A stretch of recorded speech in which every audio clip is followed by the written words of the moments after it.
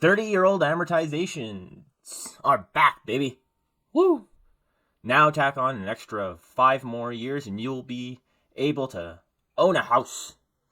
Only, don't worry about that inflation, or don't worry about that, interest accruing on your bill. That'll be fine. So, woke up today, was having a pretty good day, looked on the news, and then I saw this. The return of the 30-year amortization mortgages. Which, I did not know this, that Canada used to have 30 and 35-year mortgages. So, little tip. But let's get into this. From the Financial Post. Despite Wednesday's jump in U.S. inflation, the Bank of Canada meeting and Canada's 14 basis point interruption in 5-year bond yields, the mortgage rates have been flat versus last week. And fortunately, the yield of the isn't as sensitive here in Canada as in the United States. They go on to say that the big change is the reintroduction of the 30-year amortizations, which they set to launch it in August 1st for default insured first-time buyers purchasing newly built homes. So to get this 30-year-old or 30-year mortgage, from what it's, or for what I'm interpreting from this, is you're gonna need. Oh, there we go. It says for this, you're gonna need to be a first-time home buyer with a minimum of 5% down, so a risky lender, stretching from 25 to a 30-year amortization, would also qualify for a roughly 5% to 5.5% more home, which will be an increase in price.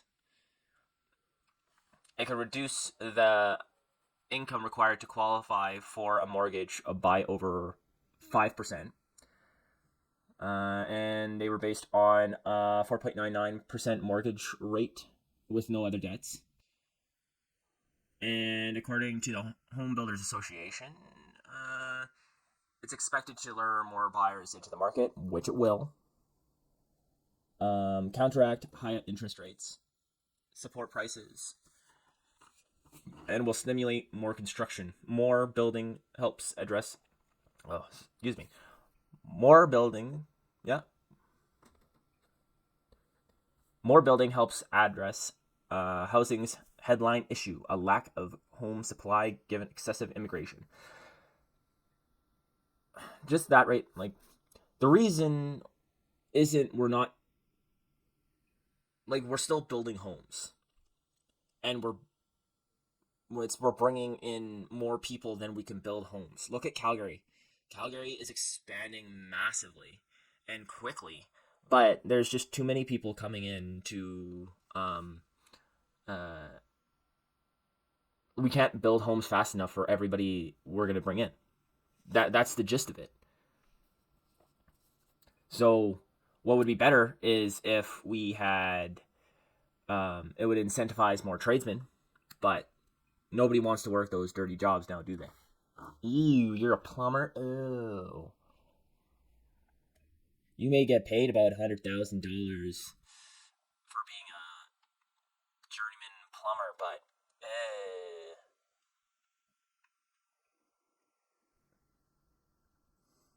So separately, the government is boosting the RRSP homebuyers plan withdrawal limit for new homebuyers, and that I heard that it was going to be up to $60,000, I believe.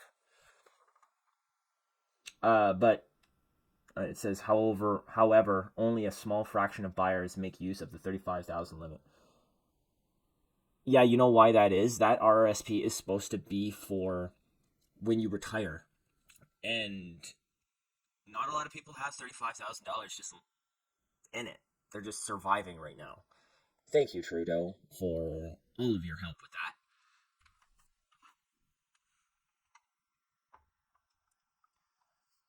Down here it says lowest national availability. I'm sorry.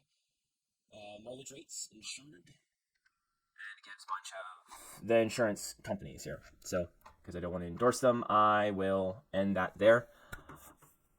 So yeah, what do I think about this? I think it will do nothing. It will create a circle of debt. More people go into the market, more houses will need to be built. But because we don't have the tradesmen to build the houses faster, it'll decrease the supply in houses, and then housing prices will increase. So, yay. Other than that, on the financial aspect of pretty much, well, this is more going to be for the people who are putting down only 5%, which those are the riskier people. So, so with being more riskier, you're going to have a higher interest rate. And so because of the increase in housing costs, it'll be higher housing cost, and then you'll have a higher interest rate, which will just increase the amount that you spend over the long term, and over an extra 5 years. So in the long run, you're spending way more than the house is originally worth. So when you sell off that house, you're going to have to make sure that you did all the calculations to make sure you actually get all of that interest back when you sell it. And the only, well, I think people that, like, it doesn't say whether this is going to be fixed rate or not fixed rate or variable. So for a 30-year loan, you could be in 30 years, there's probably going to be some sort of crisis that brings up or down the interest rates. So you're going to have to be prepared for that.